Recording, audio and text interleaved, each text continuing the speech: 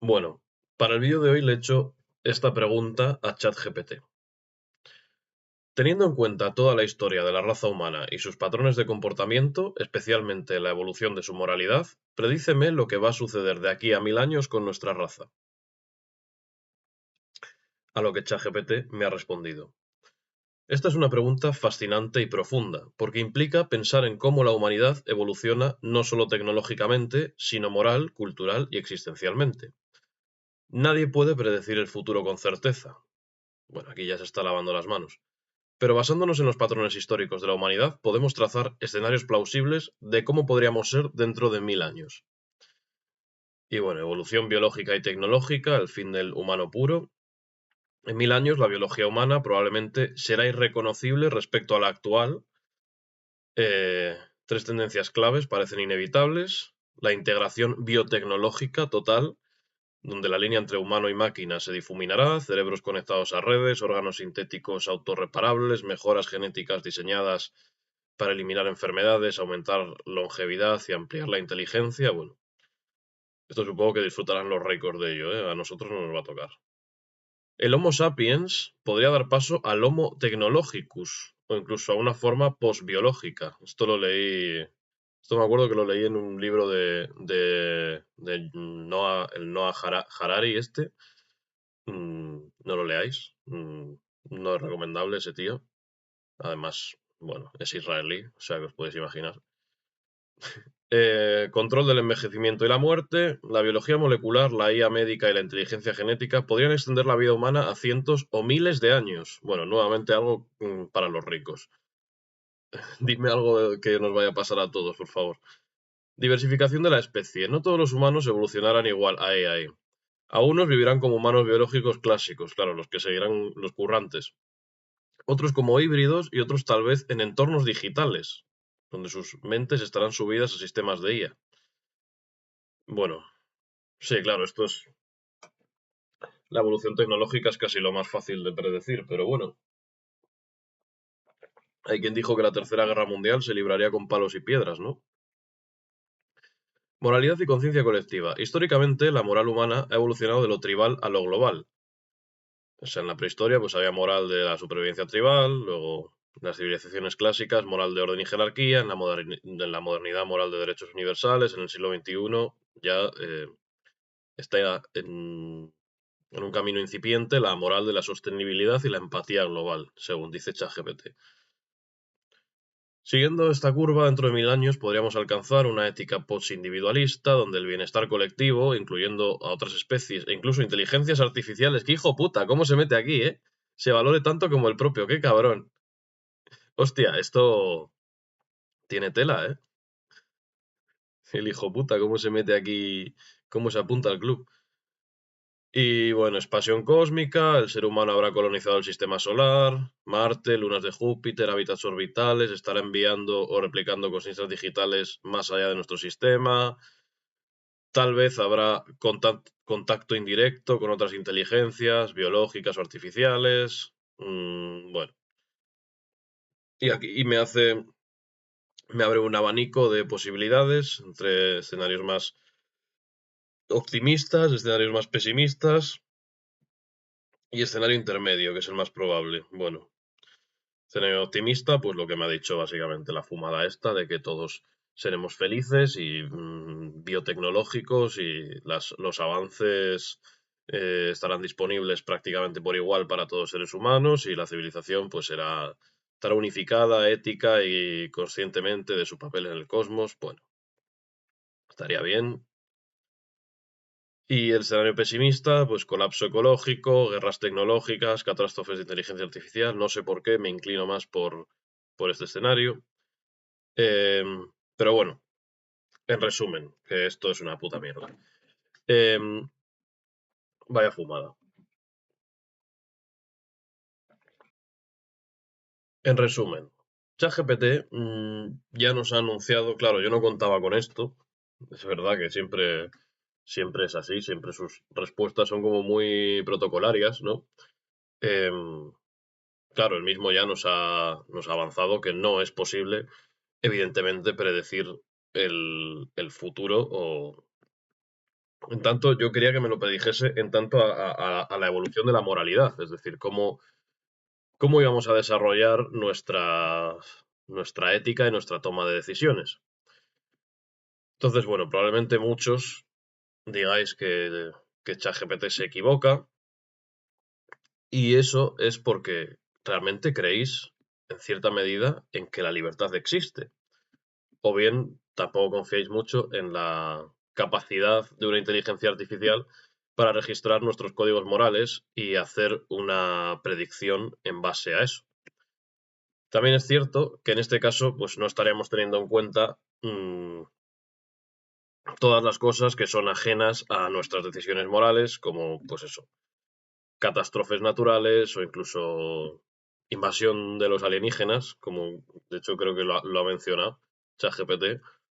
Entonces, pues todo esto también nos plantearía nuevos dilemas morales que habría que resolver. Por tanto, no se puede predecir cómo va a ser la carrera moral humana. Así que, en resumen, esta prueba que he hecho es una absoluta basura, o sea, no sirve para nada, olvidaos de ella.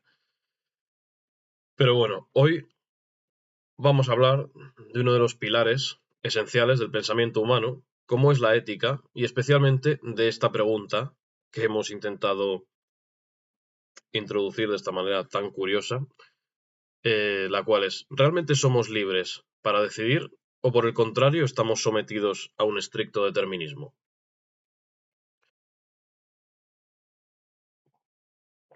Ya que si esto fuera así, todo estudio sobre la moral humana sería absolutamente inútil, al estar nuestras acciones ya programadas en todo momento por nuestras circunstancias.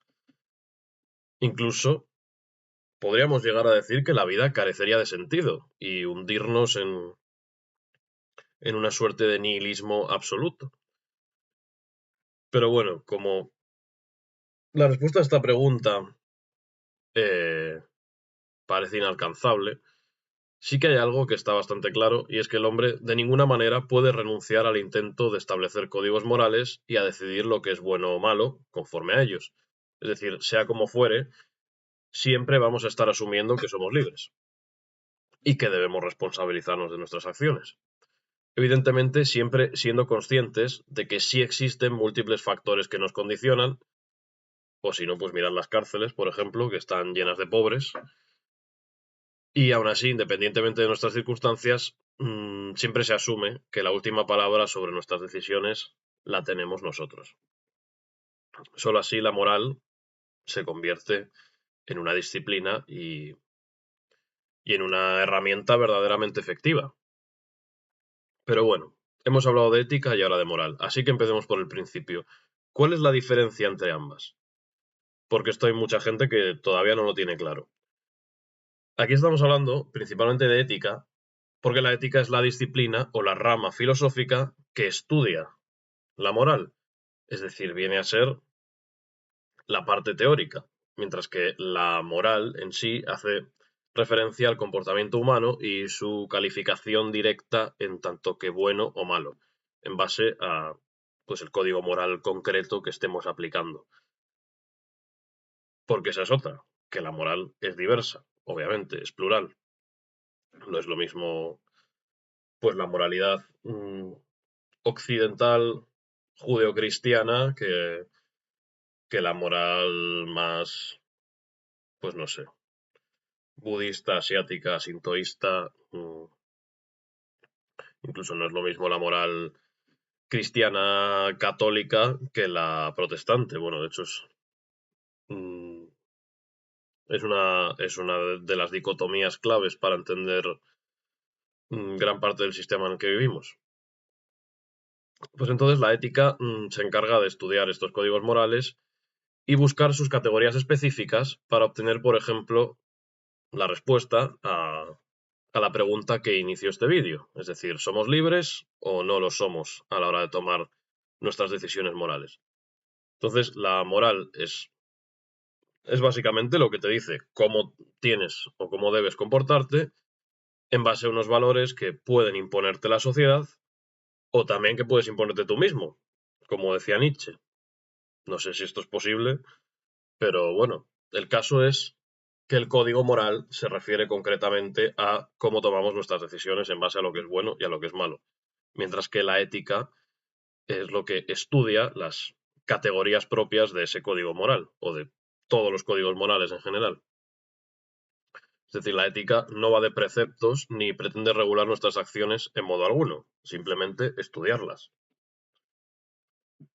Y bueno, cuando nos vamos a la etimología de la palabra ética, nos encontramos con una pequeña disputa entre el griego ethos con tilde en la E y ethos con sombrerito en la E, con tejadillo, no sé cómo coño se llama ese símbolo. Lo pondría por aquí, pero como no pienso editar estos vídeos porque me la pela muchísimo, pues no voy a poner nada, no voy a poner anotaciones. Pero bueno, hay dos términos griegos que son ethos y ethos, y, y ahora a ver si tengo aquí apuntado cuál es cuál, porque eso también es importante. Vale, bueno, sí, claro, ethos con el tejadillo es el truco un poco, ¿no? Ethos con tejadillo en la E, pues se refiere a morada, morada o lugar donde uno habita. Aunque también en otras obras se le ha atribuido el significado de carácter, lo cual tiene cierto sentido porque carácter, en cierta medida, también es donde uno habita. Es decir, el carácter designa en cierta medida el lugar desde el que se vive o las disposiciones desde las que el hombre afronta un poco su existencia. Y la otra, el ethos con tilde en la E, ahí sí que tendría significado de costumbre, hábito o repetición. Esto lo encontramos en la Ética Nicómaco de Aristóteles, donde este ethos con tilde se aproxima un poco al significado de exis, que es otra palabra griega, que vendría a designar el hábito que se adquiere a través de la repetición. Por supuesto, también siempre hay que tener en cuenta que todo este tema, cuando nos vamos a temas etimológicos, filológicos, de traducciones, pues estamos entrando en un mundo bastante peliagudo. Tal vez el tema más complejo y polémico realmente a la hora de tratar filosofía. Y es el hecho de pensar que siempre que estemos tratando con una traducción, en realidad no nos estamos enfrentando al pensamiento en sí del autor, ni estamos siendo conscientes al desconocer el idioma original en el que se ha escrito la obra, realmente no podemos llegar a aproximarnos realmente al pensamiento del autor. Y es así, esto es terrible. Mm, Las traducciones, especialmente de idiomas antiguos, siempre son difíciles porque las palabras realmente no encuentran una concordancia exacta en nuestro lenguaje. Pero bueno, ya sabemos que esto es una dimensión, la filológica, que es otro tema aparte.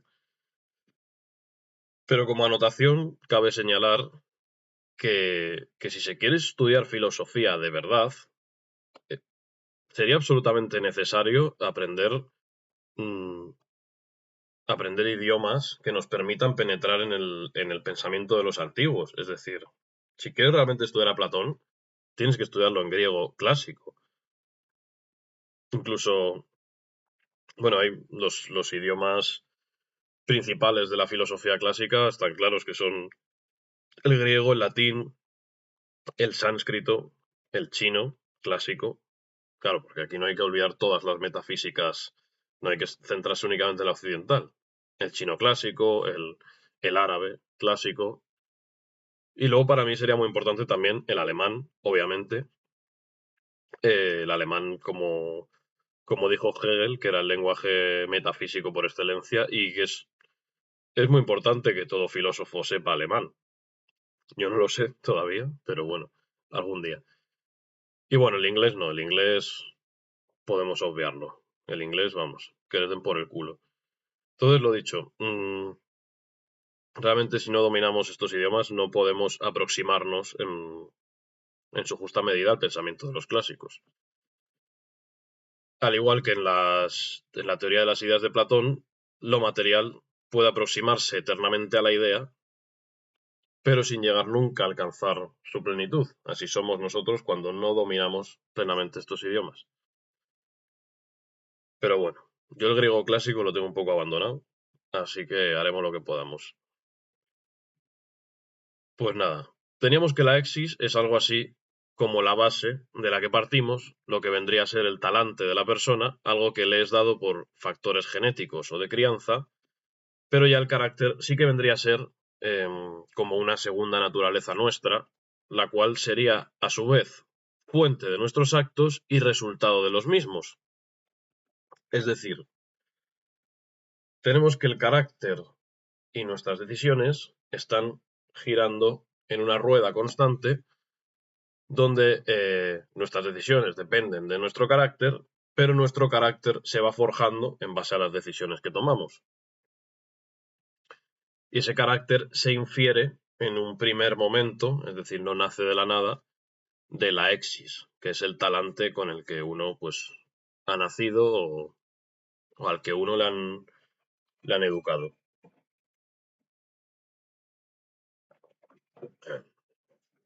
Y finalmente, pues la persona que somos es un resultado de todo esto, donde lo que importa fundamentalmente tampoco son los actos aislados, sino la prolongación a lo largo de la vida de este carácter. O como decía Aristóteles, una golondrina no hace verano ni tampoco un día. Entonces el objeto unitario de la vida moral sería toda la vida en su unidad temporal, de la cual actos y hábitos constituirían simples elementos que de forma aislada carecen de importancia. Y la ética, aunque se considera un saber teórico que toma cierta distancia con respecto de su objeto, también persigue, en última instancia, la idea del bien. Así Aristóteles nos señala que mientras la ciencia se ocupa de lo inmutable, la ética solo puede dedicarse a lo contingente, pues nadie delibera sobre las cosas que podrían ser de otra manera. Es decir, si existe la ética es porque se presupone que las decisiones son libres, que podrían haber sido de otro modo. El tránsito de la moral a la ética, por tanto, no es más que un cambio de nivel reflexivo de la forma inmediata, que sería la moral, que dirige nuestras acciones, a la forma mediata, que sería la ética, que piensa sobre la moral. Entonces siempre hay que partir un poco de la base más sencilla, es decir, la moral se refiere a la bondad o a la maldad, a lo bueno y a lo malo. Y su significado viene adquirido por su contraposición a inmoral, como algo malo, como algo indebido o no valioso. Pero luego, por ejemplo, también nos encontramos con la palabra amoral, que es la que nos hace preguntarnos si es posible, de alguna manera, estar al margen de la moralidad. Pues bueno, esta es una pregunta muy interesante que podría avivar bastantes debates, pero que a priori, en lo referente a la ética, tiene una respuesta tal vez decepcionante por su extremada sencillez, que no es fácil, que en la filosofía suele haber respuestas sencillas y tajantes, pero bueno, tenemos que la moralidad supone la supresión misma de las dicotomías entre lo bueno y lo malo, lo debido y lo indebido. Entonces, un sujeto amoral no sería aquel que elige lo malo frente a lo bueno, sino el que ni siquiera se hace cargo de la alternativa, como si no fuera con él, vamos. Y en resumen, no es posible estar al margen de la moralidad. A no ser que seas un puto psicópata, pero en este caso estaríamos hablando de un fenómeno aislado y que no es categorizable como tal dentro de la ética. Pero bueno, a lo largo de la historia sí que ha habido autores que han pretendido demostrar que la moralidad es posible. Y no estamos hablando de cualquiera, ¿no? Supongo que a todos, o a muchos, os vendrá a la cabeza de primeras pensar en Nietzsche. Pero, por ejemplo, también tendríamos a Kierkegaard, o Kierkegaard, o como coño se pronuncia, que planteaba la existencia del hombre estético, que mientras el superhombre de Nietzsche, pues es el que estaría más allá del bien y del mal. El hombre estético de Kierkegaard podríamos decir que está más acá, antes. Eh, es como que se refugia debajo de esa dicotomía y, y se nos presenta realmente el hombre estético como un individuo cobarde que huye hacia la indiferencia y que no quiere hacerse cargo de las implicaciones morales de sus actos. Es aquel que se deja guiar completamente por sus impulsos, pero el propio Kierkegaard nos demuestra que en este caso tal vez no elegir también es una forma de elección, solo que en un sentido impropio o antinatural, por decirlo así, y de esta manera este hombre estético malgasta su vida y pierde la oportunidad que le han dado de elegir su camino. La representación clara sería esa figura famosa que Kierkegaard nos dibujó del Don Juan, el Johannes, el seductor, que irónicamente era el propio Kierkegaard, relatando una época de su vida, pues muy loca, ¿no? Que salía mucho de fiesta y se iba siempre con una distinta y tal. O sea, Kierkegaard con esta metáfora del Don Juan, o con esta alegoría, pues nos estaba mostrando una época de su vida donde había actuado de forma despreocupada, donde se dedicaba a cortejar a jovencitas para luego pues dejarlas abandonadas por ahí y, es decir, no se estaba haciendo cargo de las implicaciones morales de sus acciones. Así que bueno, pues el hombre estético sería como Mario Casas en A 3 metros sobre el cielo. Lo que pasa, pues bueno, que al final siempre la conclusión de todo esto es que el amor, como esta pulsión divina, pues acaba transformando al hombre estético y volviéndole al cauce de la moralidad, ¿no? Y entonces, pues, en A 3 metros sobre el cielo, pues eso, H se quedaba con la tía al final o algo, no sé. No me acuerdo muy bien. Pero bueno, ya sabéis que aquí solo vamos a recomendar buen cine, eso por descontado. Entonces, volviendo a Kierkegaard, dejándonos de Mario Casas, mm, Kierkegaard con su hombre estético lo que pretende no es precisamente hacer apología de esto, sino subrayar que es fundamental que nos hagamos cargo de que no todo da igual, de que en la vida pues hay cosas que son mejores que otras. Y el que permanece indiferente, aunque podría parecer más libre porque va ahí con la moto, con su chupa de cuero y el pelo al viento y tal, en realidad ese hombre estético está renunciando ya de antemano a su libertad y abandonándose a la cosificación, es decir, asumiendo que todas las cosas valen lo mismo, renuncia a introducir en ellas las debidas distinciones que deben nacer de uno mismo y se convierte a sí mismo en una de esas cosas más que quedan absolutamente igual. Y como diría Kierkegaard, con una frase lapidaria, quien se pierde en su pasión pierde menos que quien pierde su pasión. Entonces, la pasión es muy importante y decidirte por las cosas que para ti son buenas y seguir tus códigos morales, independientemente de si cuando entramos a la evaluación ética estos son acertados o erróneos, pues es esencial. No puedes actuar en la vida como si nada importara. Por cierto, esta frase me recuerda un poco también a la filosofía de Bukowski, bueno, a la filosofía, entre comillas, no sé si a alguno le pasará también, que también tenía una frase que era algo así como encuentra lo que eh, encuentra lo que amas y deja que te mate, ¿no? O algo así era.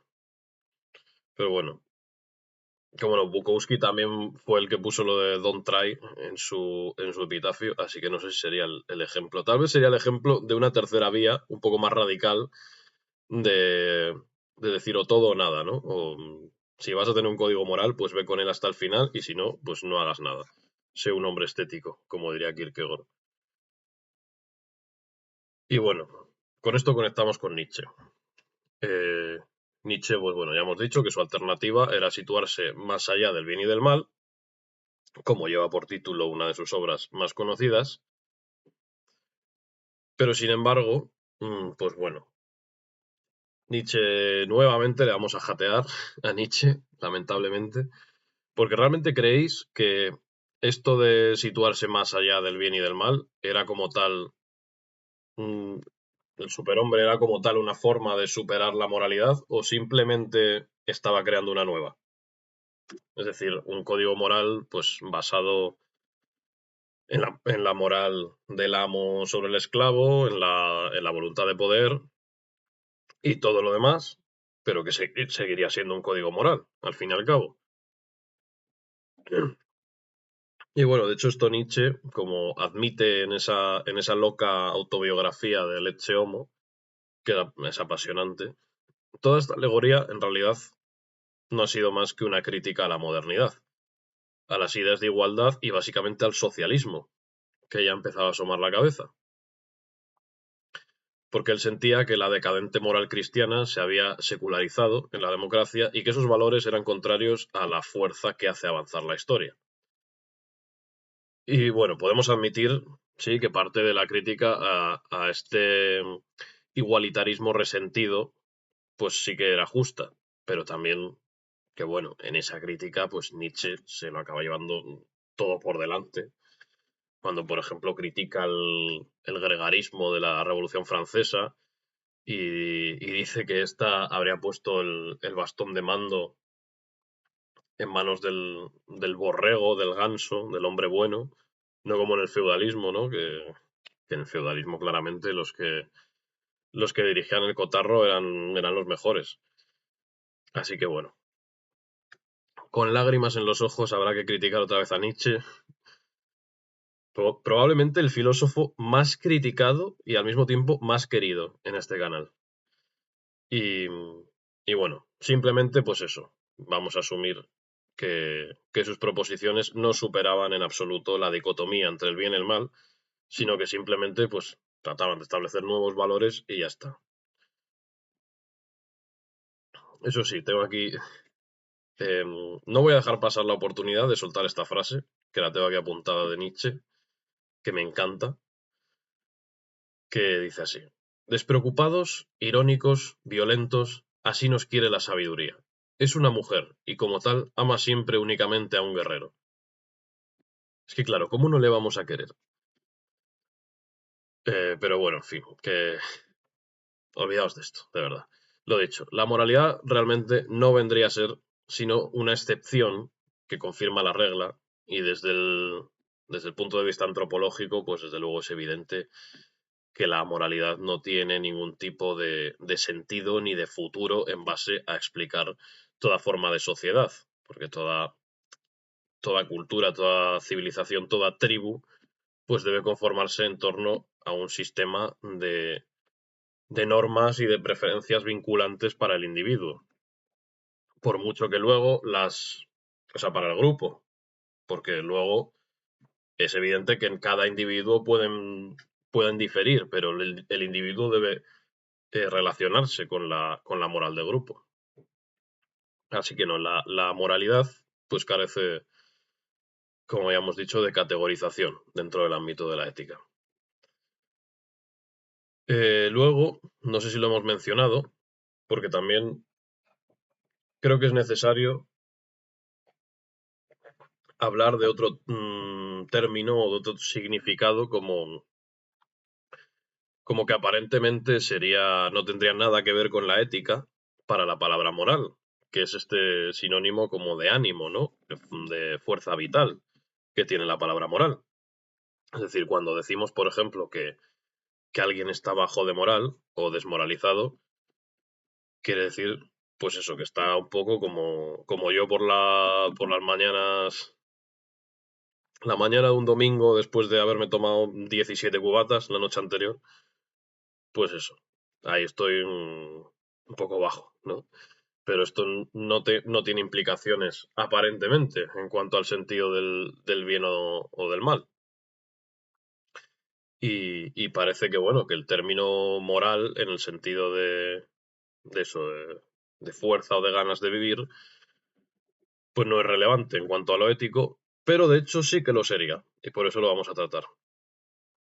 Em, entonces, como ya hemos dicho antes, la filología tiene una importancia capital en todo asunto filosófico.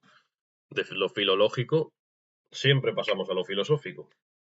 Entonces, desde esta posición podemos entender que las coincidencias etimológicas entre palabras no son casuales.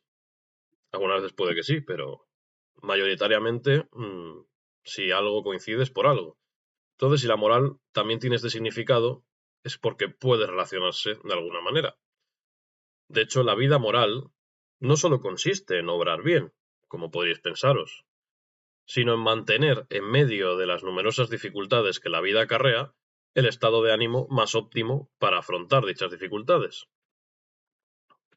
Esto es lo que dirían los estoicos, por ejemplo. O sea, por lo menos en su rama ética, que tanto se ha puesto de moda ahora, aunque bueno, por descontado, de forma muy tergiversada.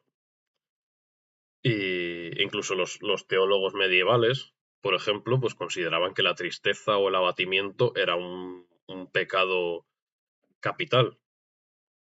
Y otros filósofos, bueno, acabamos de ver a Nietzsche, por ejemplo, aunque tenemos también a Spinoza, establecían la alegría como una de las formas más elevadas de virtud.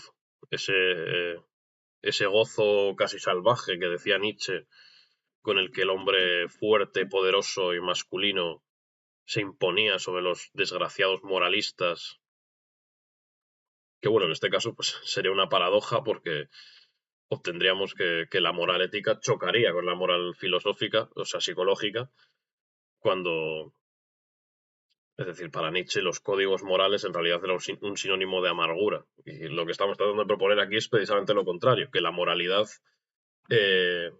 moralidad psíquica de un estado de ánimo positivo es clave para obrar bien. Así que nosotros sí que vamos a intentar identificar el optimismo con el bien moral. Más que optimismo, yo diría que el temple para mantenerse a pesar del mal y tratar de contradecirlo, de alguna manera.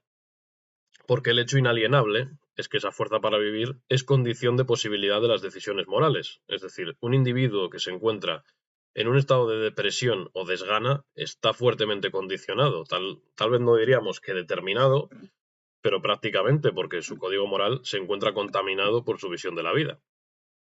¿Sabes? Cuando todo te parece una mierda y tal vez no tienes ni fuerzas para levantarte del sofá, es menos probable que te preocupes por el bien o por el mal. Sí que es verdad que en nuestra época moderna se acepta sin mucho escándalo que la virtud puede ser el comportamiento impotente y derrotado, pero los clásicos tenían claro que la virtud, etimológicamente hablando, venía de la raíz vir, que está relacionada con la fuerza y la virilidad. Por ejemplo, en Maquiavelo, la virtud pues tiene más que ver con la intrepidez y el arrojo que con el moderado respeto a unos preceptos determinados. Entonces el virtuoso suele ser muchas veces el triunfador, el más eficaz, aunque por supuesto entendiendo que no toda forma de triunfar vale, que siempre hay que atenerse a esos códigos morales de los que hemos hablado. Ortega y Gasset decía, de hecho, que le irritaba el uso tradicional del vocablo moral, ya que éste daba a entender que la moral era una suerte de performance suplementaria y lujosa que el hombre puede o no añadir a su ser, como si comportarse de forma moral fuese algo opcional, o como si en efecto existiese la moralidad, cosa que ya hemos visto que no existe. En realidad la moral hay que entenderla como el comportamiento natural del hombre cuando se encuentra en plenas facultades. Y Ortega lo resumió en esta frase: un hombre desmoralizado es simplemente un hombre que no está en posesión de sí mismo, que está fuera de su radical autenticidad, y por ello no vive su vida, y por ello no crea, ni fecunda, ni hincha su destino. Para que veáis. Entonces, cuando nos referimos a la disposición moral del ser humano, estamos hablando de algo muy importante, como es la moral como estructura. Y esto es esencial para resolver la cuestión de si somos libres o no. Porque la moral la podemos encontrar cuando hablamos de códigos morales, estamos hablando de la moral como contenido. Pero hablamos de moral como estructura cuando nos referimos a la disposición que el ser humano tiene implícita para interpretar los sucesos y dar una respuesta. Un poco como esta estructura trascendental kantiana que, que Kant decía que tenemos en la mente, ¿no? Porque, bueno, mientras se asume que los animales, de alguna manera, están ajustados al medio, están programados para responder ante los estímulos, en el ser humano nos encontramos con que hay un desajuste con el medio. Esto no está exento, obviamente, de cierta discusión, que tampoco vamos a entrar en este debate, en el antiespecismo y demás, que es un debate apasionante. O sea, tenemos a filósofos como puede ser uno de mis favoritos, como Jacques Derrida, que defendió ampliamente la existencia, en efecto, de una metafísica animal. Pero bueno, para este vídeo vamos a suponer que el ser humano es el único que aplica códigos de moralidad y que los va ajustando conforme al desarrollo de su experiencia. Lo cual es algo presumiblemente cierto si tenemos en cuenta que dichos códigos morales pues se deben en buena medida a la existencia del lenguaje. Entonces podemos decir que a diferencia de los animales, al hombre ningún aspecto de la realidad le viene ofrecido de forma unívoca. Es decir, mientras que los animales están ausentes de esa perplejidad, actúan de una forma automática, porque sus ferencias neurológicas no dan pie a la alternativa, el ser humano, en cambio, ha desarrollado, frente a esas ferencias, las preferencias, lo cual da lugar a una vida pues mucho más inestable, pero en la que se presupone la existencia de la libertad. Es decir, el ser humano se ve forzado a interpretar la realidad y elegir entre las distintas alternativas que se le ofrecen. Nuestra relación con la naturaleza, por tanto, estará siempre mediada por ese factor cultural, no solo ya en el ámbito estético, político o metafísico, sino incluso en las formas más básicas. Es decir, incluso en la sexualidad o en el instinto de conservación, que son cosas a priori naturales, instintivas, también entran en juego esas preferencias de factor cultural.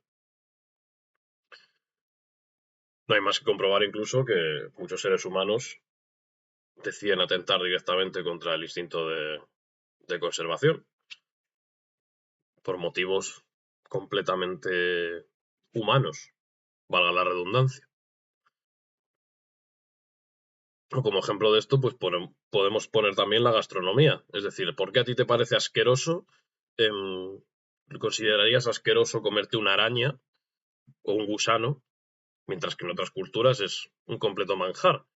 Y seguramente en esas mismas culturas, pues te vean a ti pelando los langostinos en Nochevieja y les entren ganas de vomitar. Aunque bueno, ahí coincidimos en que es un espectáculo que nadie quiere ver.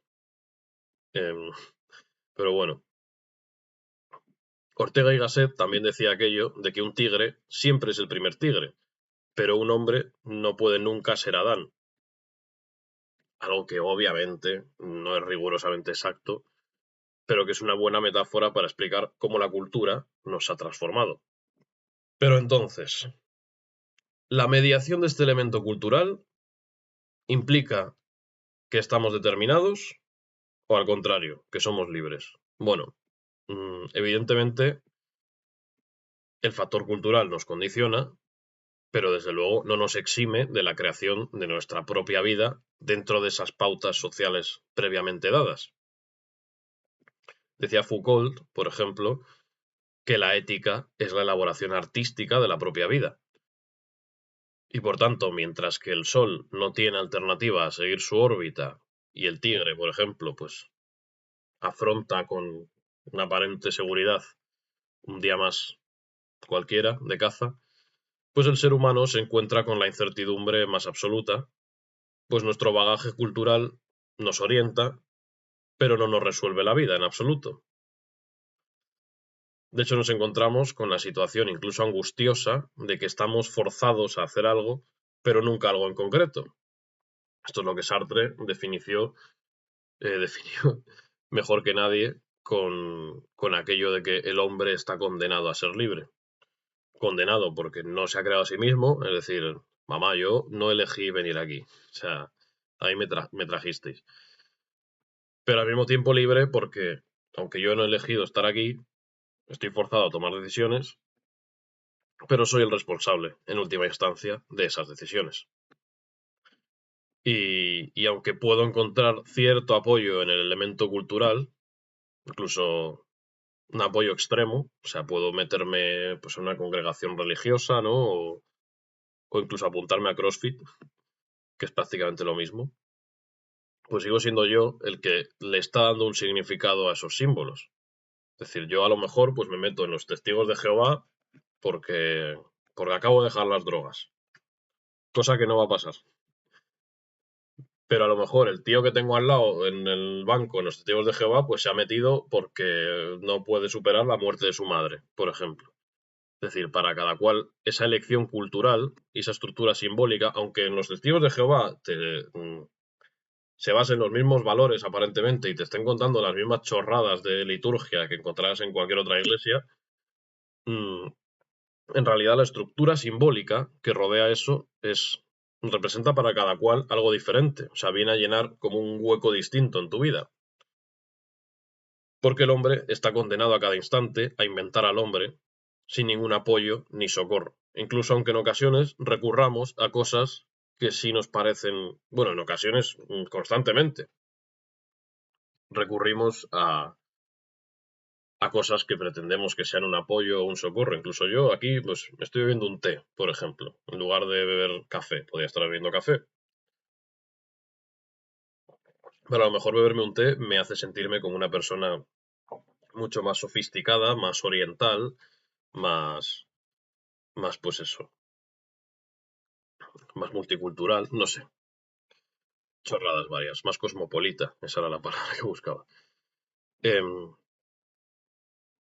pero bueno, pase lo que pase, por favor, no os metáis en los testigos de Jehová, ni en CrossFit.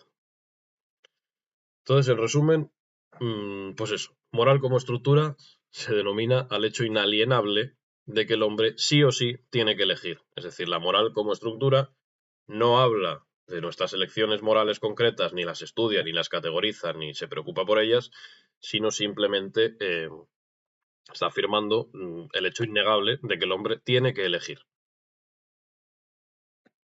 Ahora, si esta decisión es libre o si nuestra conducta se haya sometida a un estricto determinismo, diría Kant que es una cuestión que no podemos responder de forma teórica y por tanto no será asunto de la razón pura, sino de la práctica. Porque por mucho que sea indemostrable en un sentido especulativo, esa libertad es la condición absoluta de posibilidad de toda vida moral. Pues obviamente no podemos responsabilizar de sus actos a alguien que no es libre y que los está realizando pues bajo coacción.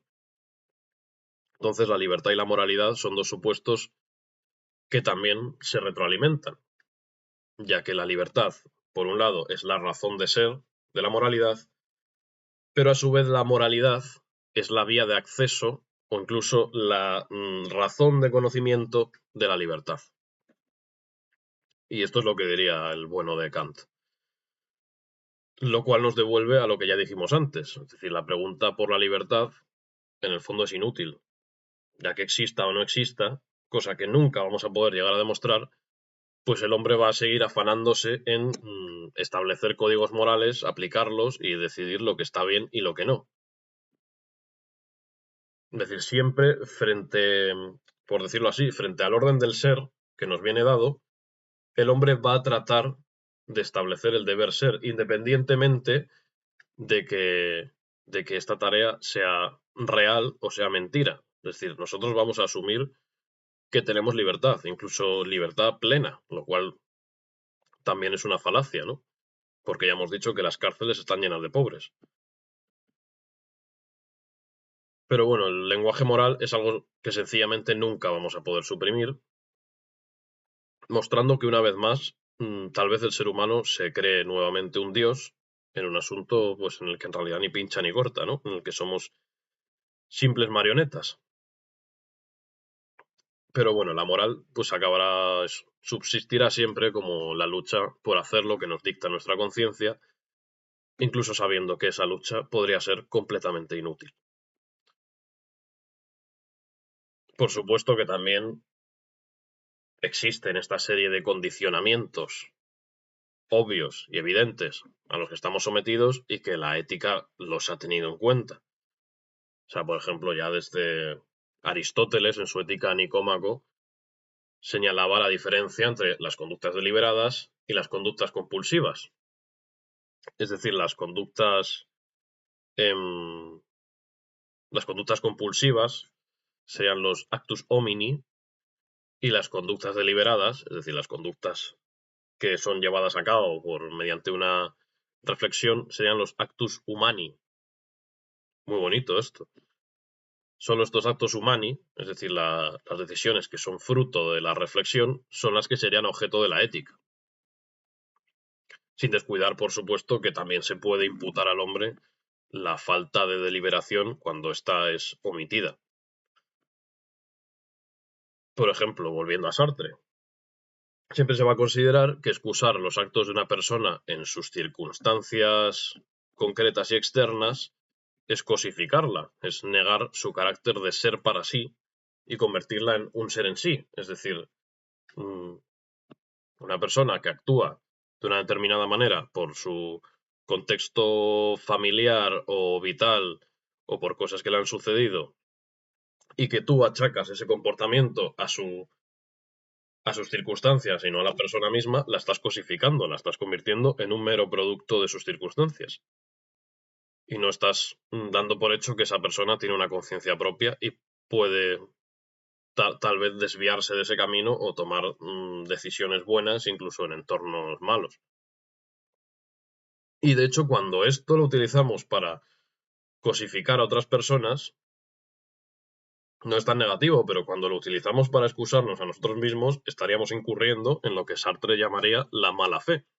Es decir, negar que en última instancia tenemos capacidad de decidir sobre nuestras acciones y debemos hacernos cargo de las mismas. Claro, es que esto sería una absoluta debacle, ¿no? Si ahora de pronto yo decido que voy a actuar mal porque mi entorno, o incluso porque yo interpreto que mi entorno es negativo y me influye negativamente.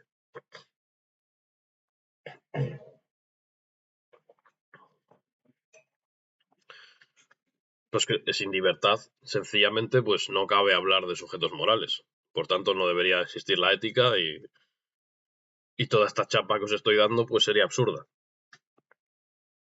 Entonces, debemos dar por hecho que la libertad siempre se ejerce y que sus condicionamientos no niegan dicha libertad, sino que precisamente son condición de posibilidad para la misma. Ojo que esto es muy interesante, porque la libertad no debe ser pensada como la falta absoluta de todo límite, como cabría concebir, sino esto en realidad sería absurdo, porque sin ciertos límites nos encontraríamos completamente perdidos, como en una especie de desierto en el que al no tener que elegir, porque podemos hacerlo todo, pues no elegiríamos y acabaríamos por no hacer absolutamente nada. Esto es algo que dijo Freud, que frente a la idea de que el límite es lo que impide la vida humana, en realidad es la renuncia a una imaginaria plenitud y omnipotencia la que da acceso al orden del deseo, que es lo que verdaderamente nos mueve. Es decir, ¿qué va a querer o desear alguien que puede tenerlo todo cuando quiera?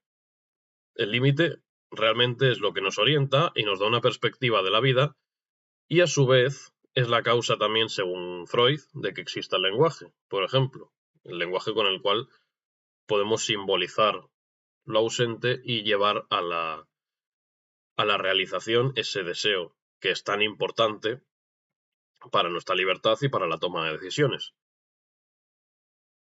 Kant también tiene una bella metáfora en este sentido, que decía algo así como que la paloma, al sentir la resistencia del aire, sueña con que sin esta resistencia volaría más deprisa, sin darse cuenta de que sin aire no podría volar. Entonces ya lo sabéis, los límites son lo que nos da alas, como Red Bull. Nunca se os olvide. Pero bueno, no podríamos terminar de comprender esta cuestión sin hablar también de la moral como contenido. Ya hemos hablado de la moral como estructura, pues ahora vamos al contenido. Es decir, lo que comprendemos ya pura y llanamente como moral o inmoral, lo bueno y lo malo. No estamos hablando ya de que el ser humano trata de ajustarse a la realidad, sino que además trata de hacerlo con justicia, adecuándose a lo que él considera que es bueno. Estos contenidos de la moralidad han sido históricamente ofrecidos por las religiones, las visiones de sentido, las mismas normas de convivencia, lo cual todo ello se enmarca dentro de los códigos culturales. Esta es, por ejemplo, la normatividad que para Hegel venía constituida por las instituciones sociales, que debían ser el faro de lo que él denominó la eticidad y que era un término que trataba de superar a la mera moral. Y con esto trataba también de dejar atrás la ética kantiana, que bueno, Hegel la jateó a muerte, porque la consideraba pues algo en general muy vacío, muy abstracto, que no se concretaba de ninguna manera, que era algo meramente formal, es decir, carente de contenido, que es lo que estamos tratando aquí en la ética como contenido, o la moral como contenido. Es decir, que mientras Kant se quedaría meramente en lo estructural, la eticidad de Hegel pues debía concretar encarnándose en elementos reales, como para él eran la sociedad civil, el Estado o incluso la propia familia, que recordemos que era la base de su ética, esa primera agrupación de individuos que conforma las bases de la sociedad civil. Entonces Hegel afirmaba que la verdadera libertad moral no se realiza en el aislamiento del individuo racional, sino en su integración en la vida ética de la comunidad. Y por tanto que todo tiene un sentido histórico que trascendería nuestra propia vida. Y bueno, esta polémica entre Kant y entre Hegel es más o menos similar a la que podría encontrarse en el debate entre liberales y comunistas, por ejemplo, donde se trataría de demostrar hasta qué punto la subjetividad está siempre mediada por el horizonte social. Porque si hay algo innegable, es que la conciencia puede y debe abrirse al diálogo con los demás y que la individualización se produce en todo caso a través de la socialización. No estamos hablando ya de la base aristotélica, de que el ser humano es un zoon político, sino que de hecho es que el simple hecho de que tengamos conciencia de nosotros como individuos particulares se debe a que nos vemos reflejados en la mirada de los otros. Sin embargo, es cierto que la propuesta de Hegel de que la moral sea superada por las instituciones propias del Estado moderno, pues puede tener ciertas implicaciones peligrosas. E incluso, bueno, es de suponer que si él hubiera conocido ciertos sucesos que se iban a dar un siglo después de su muerte, tal vez incluso habría cambiado ligeramente de parecer. Porque este ideal hegeliano, podríamos decir incluso marxista, de la coincidencia entre el hombre y el ciudadano, se ha visto claramente cuestionado y caracterizado como algo absolutamente utópico. Porque esto realmente implicaría sacrificar el ímpetu crítico del deber frente a un supuesto ser que ya hemos alcanzado, lo cual aplicado a la realidad nunca ha dado buenos resultados. Entonces, aunque no hay que olvidar en ningún caso lo positivo de la crítica hegeliana en cuanto a lo que se refiere a la necesaria constitución intersubjetiva de la realidad y de la identidad, y a lo necesario de que el deber se aspire, el deber ser como tal se aspire a encarnarse en la objetividad social, pues el recurso a lo que vendría a ser la conciencia individual y a la crítica de cada persona como, pues eso, como individuo, sigue siendo ineludible. Porque cuando el espíritu de un pueblo es pervertido hasta el punto de alimentar una eticidad o unas instituciones abiertamente malas, malévolas, como sucedió en ciertos fenómenos totalitarios, pues la moral buena acaba encontrando su refugio en la conciencia de un grupo reducido de individuos que deciden plantarle cara. Y esperemos que no tengamos que volver a vivir eso dentro de poco. Pero el lobo, desde luego, ya está asomando las orejas. Entonces, lo importante que hay que tener aquí claro es que el hombre no debe abandonarse puramente a la normatividad vigente en su entorno social, sino que debe asumirla como propia para así poder seguirla o modificarla o presionar para que sea modificada y no ser un mero producto de la presión social. Recordamos la frase de Rousseau que decía: el impulso del simple apetito es la esclavitud, mientras que la obediencia a la ley que uno se ha prescrito es la libertad. Así que eso, hagamos nuestras leyes con cabeza, participando en la medida que podamos y, por favor, no nos dejemos llevar por los cánticos de sirena de aquellos que te prometen libertad cargándose un contexto social en el que vivimos que, bueno, dentro de lo malo, podría ser mucho peor. Entonces habrá que confiar en Aristóteles, que decía que el bien es aquello hacia lo que todas las cosas aspiran, aunque bueno, esta frase es bastante ambigua, en realidad, que pareciera dar a entender que el hombre no es capaz de obrar mal, cosa que evidentemente no es así. Es decir, lo que quería decir Aristóteles, más bien, es que el hombre se comporta siempre sub ratione boni. Bueno, no es de Aristóteles, es de los escolásticos, pero parten de las máximas aristotélicas. Entonces el hombre siempre actúa conforme a lo que considera bueno.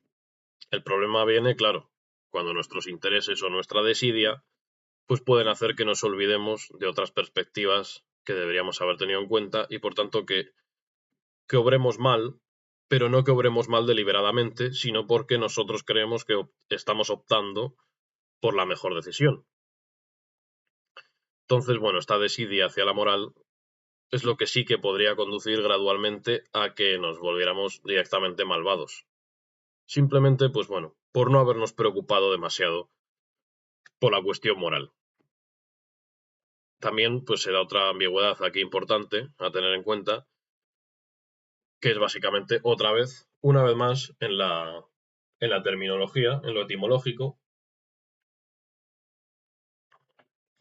donde nos encontramos con que en las raíces latinas del lenguaje, bueno, directamente en latín, los términos bonum y malum, lo bueno y lo malo, pues no están lo suficientemente concretados.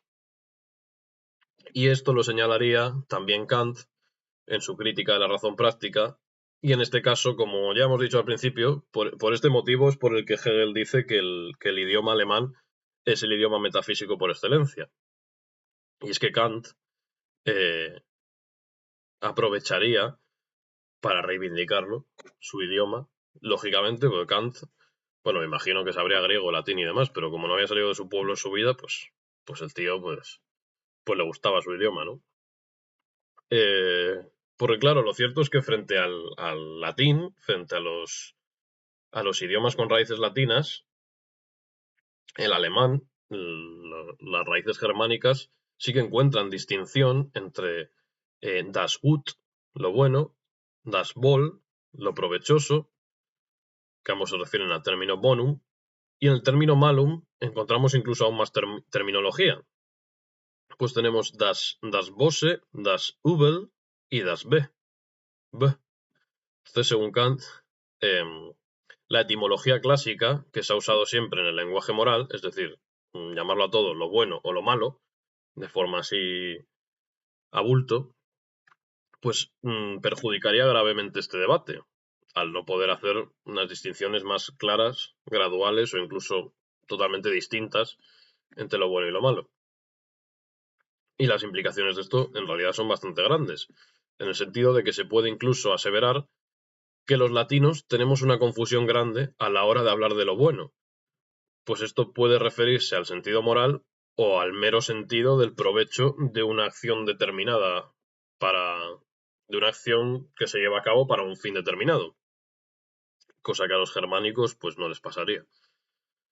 Y sin embargo, los que votaron a Hitler fueron ellos, ¿eh? Qué curioso. Pero bueno, los que apoyaron a Mussolini fueron los italianos, así que parece que las raíces del lenguaje al final pues dan un poco igual, ¿no?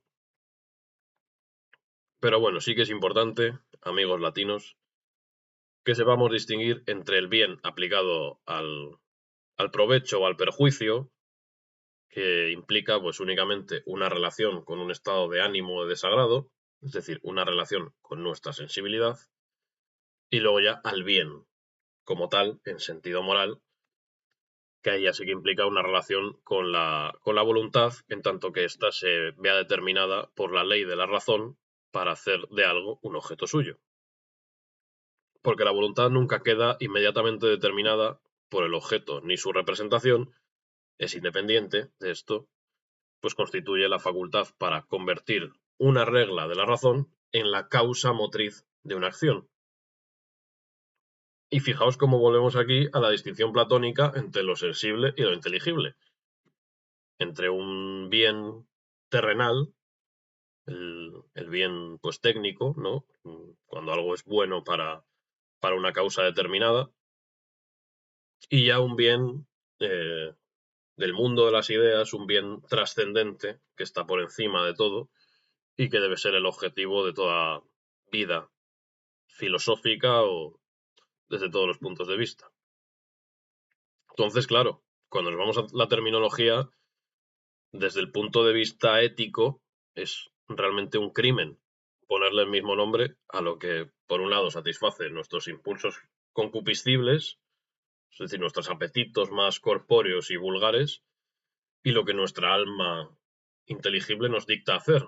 Es un crimen decir que algo provechoso para una actividad determinada, llamarlo de la misma manera que algo que está acorde con la idea del bien en general como lo que debe ser hecho en toda situación. Y aquí es de donde surge la famosa distinción de Kant entre la razón pura y la razón práctica. De aquí, en realidad, es de donde nace la mayor parte de su obra. Incluso la crítica de la razón pura, es decir, esta famosa y preciosa obra que tardó como más de 20 años en escribir y que bueno, si la quieres leer entendiéndola, también tardas 20 años, pues nace un poco de aquí. Es decir, en el canon de estas obras se describe el conocimiento práctico de forma bastante escueta, como todo lo que es posible mediante libertad. Esto abarca lo que hemos definido antes como lo provechoso o lo valioso, es decir, lo que vendría a ser la técnica, y, por otro lado, lo que sería considerado como lo propiamente práctico, que es la moral, nada más y nada menos, donde la libertad se ejerce eminentemente en la discusión y elección acerca de lo bueno en sí. Porque en la mera técnica, aunque la técnica sigue siendo algo teóricamente práctico, valga la redundancia, o bueno, irónicamente, en la técnica la libertad está completamente sesgada por una serie de procesos y de mecanismos que en la moral se achacan directamente a la conciencia, que en la moral se consideran mucho más a libre elección del consumidor, ¿no? Y aquí llegamos al famoso imperativo categórico, este elemento que es clave en la ética de Kant y que viene a ser, básicamente, todo enunciado que es de carácter incondicionado y que se opone a los imperativos hipotéticos. Entonces, el imperativo categórico está basado en la fórmula kantiana de obra solo según una máxima tal que puedas querer al mismo tiempo que se torne en ley universal. Por ejemplo, imperativo categórico. No le pongas los cuernos a tu pareja. ¿Vale? Esto es algo que no depende de un fin. Es decir, no depende de algo que quieras conseguir, sino de una ley universal que no cambiaría en ningún contexto específico. Es decir, aun cuando te pusieran una pistola en la cabeza y te obligasen a liarte con otra tía, y a lo mejor pues tendrías que hacerlo, ¿no? Tampoco vamos aquí vamos a ponernos extremistas, pero eso seguiría estando mal, porque no puedes pretender que liarte con otra teniendo pareja, pues se convierta en una ley universal. En cambio, los imperativos hipotéticos son órdenes condicionales, que dependen de un deseo o un objetivo concreto. Por ejemplo, si quieres aprobar ese examen tienes que estudiar. Pues la obligación de estudiar desaparecería en el momento que no tienes deseo o necesidad de aprobar ese examen porque ya has aprobado la asignatura o porque te la pela, ya que esto pues es simplemente una regla práctica y condicionada, no es una regla moral en sí misma.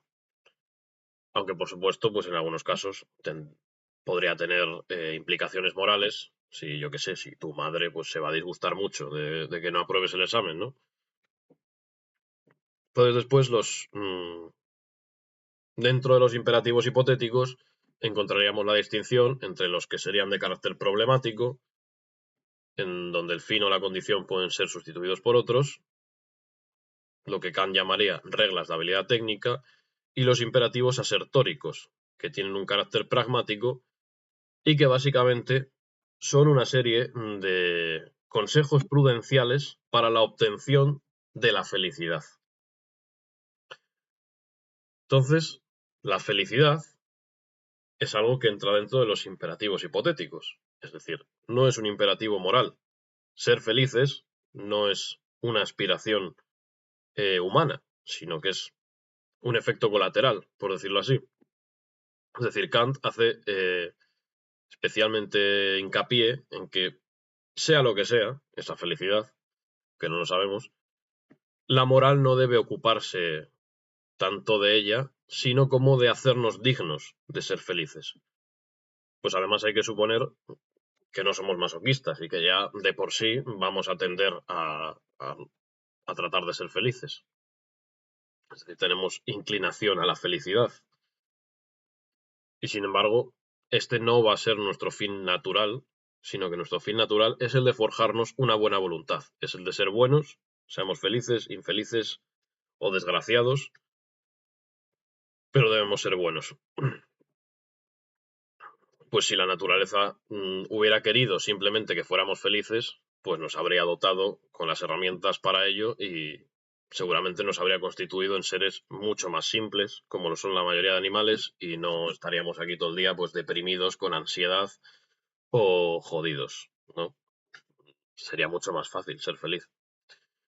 Pero claro, al dotarnos de razón y libertad, pues nos han jodido, pero al mismo tiempo, pues eso, nos han dado la libertad de tomar elecciones en las que en muchos casos, pues eso, el hombre debe alejarse de la felicidad o de la verdadera satisfacción porque las decisiones racionales que están basadas, que se realizan en base a nuestros códigos morales, pues son contrarias a la propia felicidad. Entonces, mientras que tenemos que los imperativos hipotéticos, los que no son morales, sí están orientados en buena medida a la obtención de la felicidad, los imperativos categóricos, que son los importantes, los que componen la ley ética, van dirigidos a que verdaderamente nos merezcamos ser felices. Por esto son los únicos que se consideran verdaderamente prácticos, ya que al ser incondicionados son los únicos en los que el ser humano ejerce verdaderamente su libertad, mostrando cómo el ser moral es aquel que, más allá de obrar conforme a las leyes de la naturaleza, también lo hace conforme a otra serie de leyes que se da a sí mismo, que serían las leyes práctico-morales. De hecho, podemos llamar a la razón pura de Kant, la teórica, podemos llamarlo como la filosofía de la naturaleza, mientras que la razón práctica ya sí que la consideramos la filosofía moral, es decir, la razón pura es la ontología, básicamente, y la razón práctica pues es la ética. Y para ilustrarlo, pues tenemos este párrafo que tengo aquí apuntado, que voy a leer, que espero estar a la altura de, pues bueno, de la suma belleza con la que el bueno de Kant siempre nos deleita, que es leer a este hombre siempre es una experiencia mística y espectacular.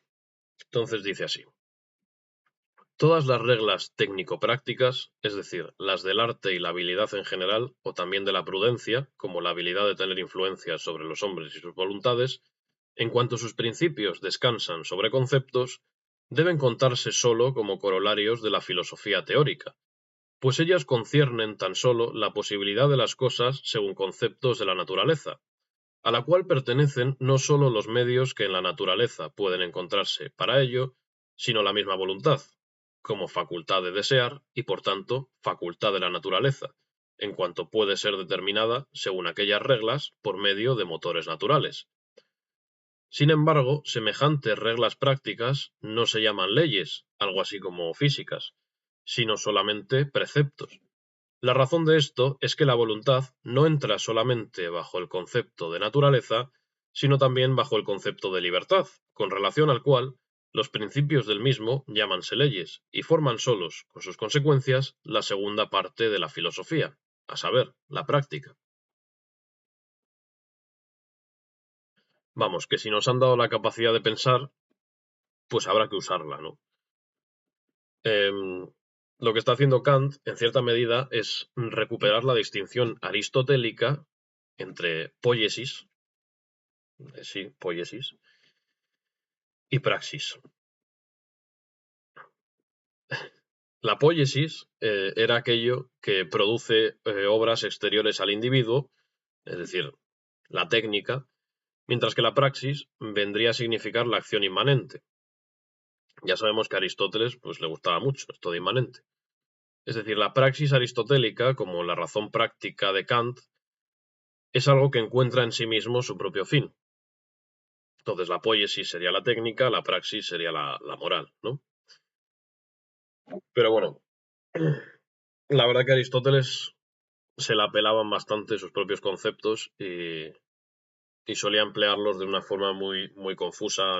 Algunas veces los usaba con un significado, otras veces con otro.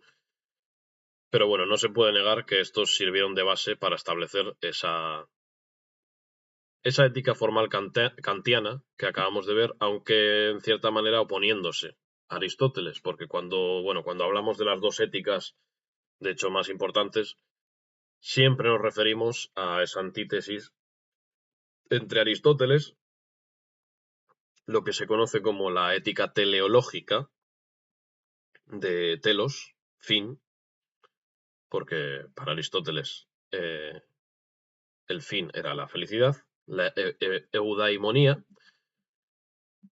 y luego la ética deontológica, que sería la de Kant, la cual pues tiene el deber como, como único fin. Y a raíz de Kant y del deber ser, pues ya comenzaría una discusión obviamente interminable acerca de estos principios incondicionados, de este imperativo categórico. Por ejemplo, la famosa oposición weberiana de Max Weber entre la ética de la convicción y la ética de la responsabilidad, que bueno, es algo que tiene implicaciones socialmente muy profundas. Pues, por ejemplo, la ética de la convicción o de la intención es aquella que se expresaba, por ejemplo, en el Sermón de la Montaña del Evangelio, cuando se dice aquello de obra bien y deja el resultado en las manos de Dios. Es decir, pues eso es un imperativo categórico de manual, donde tus principios pues deben ser independientes del resultado de tus acciones. Pero claro, esto es muy fácil decirlo. Pero ¿qué pasa cuando una buena acción desemboca en un resultado podemos definir como moralmente negativo? Es decir, hablando claramente en el caso de que tú lo puedas saber de antemano. Por poner el ejemplo más tonto, yo que sé, cuando tu madre pues, te pregunta que si le queda bien ese vestido y tú te ves forzado a mentir como un bellaco y decirle, sí, sí, mamá, te queda genial, te queda ideal. Entonces, pues esto es lo que Max Weber denominaría un ejercicio de ética de la responsabilidad. Es decir, cuando debemos calcular, incluso meticulosamente, las consecuencias de nuestras acciones y en algunos casos incluso llevar a cabo acciones malas para conseguir un bien moral mayor. Esto lo hemos vivido hace muy poco con el tema de Charlie Kirk. Es decir, pues el tío que le pegó un tiro en el cuello a Charlie Kirk, obviamente llevó a cabo una acción absolutamente deleznable, como es matar a un ser humano y de una forma terrible ahí delante de su mujer y delante de miles de personas. Pero claro, cuando recordamos que el amigo Charlie Kirk pues era un tío que a lo mejor estaba un poquito en contra de los derechos humanos. A lo mejor estaba un poquito a favor del uso indiscriminado de armas y de hecho pues decía que las muertes de inocentes por armas pues eran un daño colateral, no le importaba. Incluso él mismo había pedido que las ejecuciones de seres abyectos de la humanidad y de criminales y de hijos de puta como él, pues debían ser televisadas y públicas. Pues bueno, entonces su asesinato ya no parece algo tan condenable. Lo sigue siendo, pero casi parece que su muerte es una especie de consecuencia natural de su discurso, que esto lo ha dicho mucha gente, porque de hecho lo es. Entonces hay que entender que el juego moral es extremadamente complejo y no es tan fácil como obrar bien sin importar las consecuencias de tus actos. Dicho esto, espero que la gente de la CIA que ve mis vídeos no haya llegado, es la única persona que los ve, no haya llegado hasta este punto. Y bueno, por si acaso nada, ¿eh? Que Pedro Sánchez hijo de puta, viva Donald Trump, viva el pueblo de Israel y todo eso. No me hagan daño, por favor. Tengo familia. Y soy un hombre blanco heterosexual. Y judío. Entonces, bueno, ya que hablamos de política, eh, mira, lo podemos relacionar con esto de la ética de la responsabilidad porque Weber, básicamente, Max Weber, eh, asumiría que la ética de la responsabilidad pues tiene especial relevancia en el ámbito político. Porque el político, incluso el que no carece de principios, que bueno, ahora mismo pues supongo que es un elemento raro en la actualidad, pero alguno seguro que queda, pues el político siempre ha de estar atento a las previsibles consecuencias de sus actos, incluso a las consecuencias laterales y no deseadas. Y por tanto, se mueve en una ética que no está basada en la convicción, como la nuestra, sino que está basada en la responsabilidad y en el cálculo de las consecuencias de dichos actos. Y bueno, voy a poner a cargar el ordenador, porque parece que no le ha sentado bien tampoco lo de Charlie Kirk a este, pero se me está apagando. Bueno, ahora igual me veis un poco más oscuro, porque ya sabéis que todavía el presupuesto de este canal es bajo y para cargar el ordenador pues tengo que apagar la lámpara. Bueno, entonces estábamos con Weber, con la ética de la responsabilidad y, y eso, y como la política es la encarnación más grande de la ética de la responsabilidad, donde los políticos, más allá de tener en cuenta unos principios morales básicos, también tienen que tener en cuenta las, las consecuencias finales o incluso colaterales no deseadas de sus acciones y hacer una especie de balance entre la posibilidad de llevar a cabo acciones morales moralmente malas para conseguir fines que estén acordes a sus principios. Es decir, atentar contra sus propios principios dentro de la ética de la convicción pero para satisfacer los principios moralmente buenos dentro de la ética de la responsabilidad.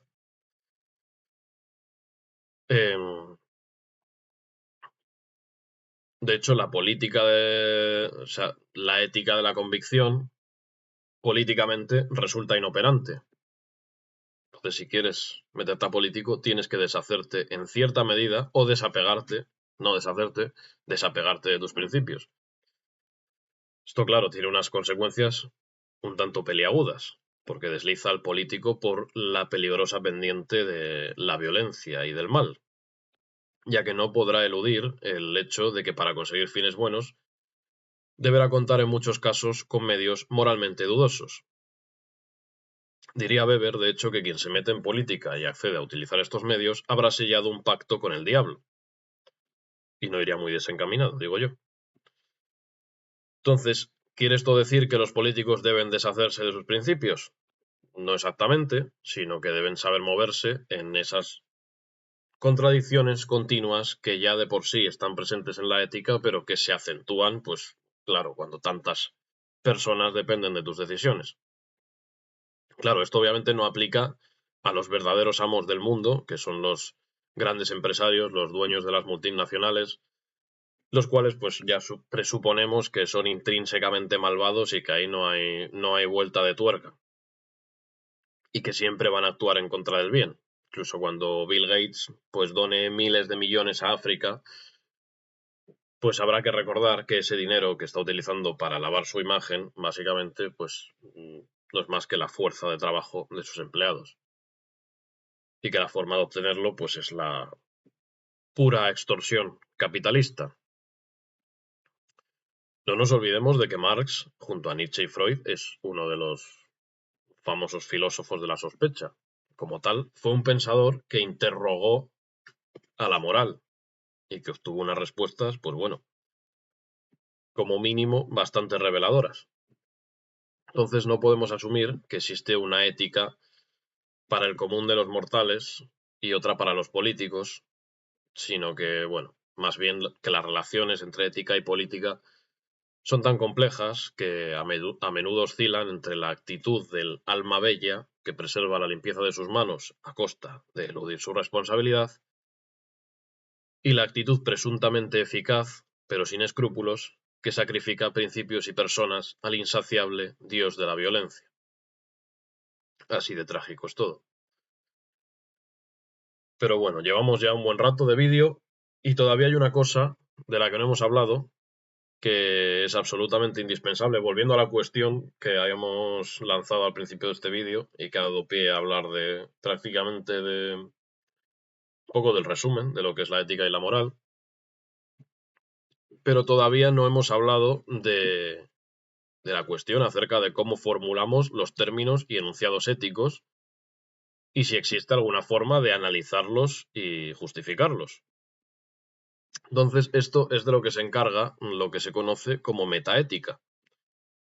La metaética se constituye como un lenguaje de segundo grado que no trata de defender unos principios concretos, sino simplemente de categorizar estos términos y enunciados que conforman el mundo de la moral. Entonces, desde esta perspectiva, ha habido quienes han defendido que las teorías éticas tendrían un carácter no descriptivista, es decir, que los términos éticos no se referirían a propiedades, ni sus enunciados podrían ser parafraseados metalingüísticamente hablando en términos de, pues eso, de verdadero o falso. En cambio, hay otros que sí que han defendido la posibilidad de describir estos enunciados morales, de hallar un lenguaje de la moral, y han defendido, por ejemplo, un descriptivismo naturalista, el cual estimaba que las condiciones de verdad de los enunciados morales son similares a los de las ciencias empíricas, por lo que con los mismos métodos de estas ciencias, de las ciencias más experimentales, podemos hallar también la veracidad o la falsedad de determinados enunciados. Es decir, sin partir de ninguna premisa ética, todo de una forma pues protocolariamente científica. Y bueno, cuando nos referimos a enunciados éticos, porque esto puede dar lugar a confusión, pues hablamos, por ejemplo, de aquello de Aristóteles, por ejemplo, la frase de el bien es aquello a lo que tienden todas las cosas. Eso sería un enunciado ético. Y entonces la metaética es la discusión sobre si este enunciado ético es verdadero, es falso o siquiera si es posible, ya que los no descriptivistas pues dirían que no es posible. Que no es posible que no es posible precisar de forma racional si este enunciado ético es verdadero o es falso. Frente a la posición naturalista, surgiría otra, que es también descriptivista, pero que se basaría en la intuición, que entonces sostiene que esas propiedades no pueden definirse de una forma protocolaria, científica, ni concretarse de ninguna manera, sino que serían propiedades morales sui generis y solo accesibles a la intuición. Entonces, por ejemplo, tú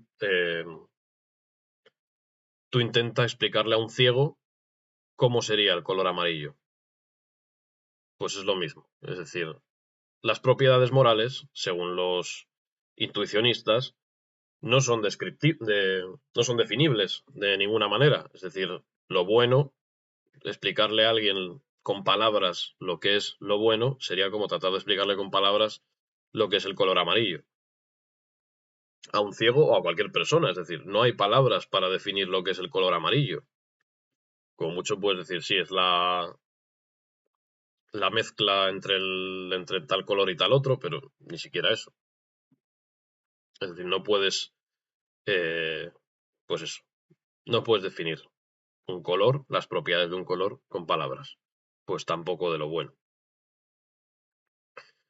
Luego, pues en el no descriptivismo, del que ya hemos hablado, también nos encontramos ramas, como el emotivismo y el prescriptivismo, bueno, son las principales. Tenemos a los emotivistas, son los emos del mundo de la ética, que bueno, que afirman que un enunciado ético no describe nada del mundo, sino que únicamente estaría expresando las actitudes o las emociones del hablante. Y señalan con esto pues la imposibilidad de un discurso racional dentro de la ética. Mientras que el prescriptivismo, de autores como Hare, lo que haría sería afirmar algo así como que los enunciados morales, pese a no tener una función descriptiva, sí son similares a otros enunciados no fácticos, principalmente a las recomendaciones. Por eso se llama prescriptivismo, porque te prescribe, ¿no? Como el médico. Es decir, asumiendo la posibilidad remota de que el discurso ético sea racionalmente posible y alejándose de la retórica emotiva, los prescriptivistas afirman que las convicciones éticas no deberían identificarse con la posesión de actitudes, deseos o emociones personales, sino con las de actitudes más impersonales o morales, entre comillas. El resumen que tiene esto que ver con la pregunta del principio. Pues hombre, en este caso, dependiendo de qué equipo elijamos, si estamos del lado descriptivista o del lado no descriptivista, daremos una u otra respuesta al dilema inicial del determinismo. Porque claro, los no prescriptivistas sí que se inclinarían seguramente por afirmar que estamos bajo la órbita de un determinismo atroz. De hecho, los emotivistas, por ejemplo, pues dirían que nuestro estado de ánimo dirige por completo nuestras acciones y que en nuestro estado de ánimo nosotros no tenemos elección, porque ese estado de ánimo viene determinado por circunstancias externas, por una concatenación de todos los hechos que se han producido en nuestra vida, así como, pues eso, sesgos de crianza y incluso genéticos y demás. Sin embargo, claro, si nos ponemos del lado de los descriptivistas y asumimos que existe un realismo moral en el cual los valores son definibles de forma objetiva, pues nos damos cuenta de que si Si teóricamente en una pizarra nosotros podemos acceder y manejar de forma aparentemente racional y libre esos valores, aunque sea como meros conceptos, pues claro, no implicaría esto spam. Eh, pues eso, si realmente estos valores existen como tal, pueden ser definidos y pueden ser manejados de forma aparentemente racional por nosotros, pues no implicaría esto que realmente somos libres de cara a nuestras decisiones morales. Es decir, si podemos barajar y hacer el balance de nuestros valores de forma libre, también podemos aplicarlos de forma libre, ¿no? Entonces, al final, todo el descriptivismo se articula en torno a esto, a que si podemos esgrimir conceptos como culpa o como responsabilidad, pues estamos asumiendo que esos conceptos tienen un sentido moral. Pero bueno, si algo está claro, como ya hemos dicho antes, es que el ser humano nunca podrá suprimir el lenguaje de la moralidad. Así que realmente, ¿qué sentido tiene preguntarnos si somos libres o no? Si de ninguna manera vamos a cambiar nuestra forma de actuar y vamos a seguir asumiendo que lo somos. ¿Qué pensáis vosotros?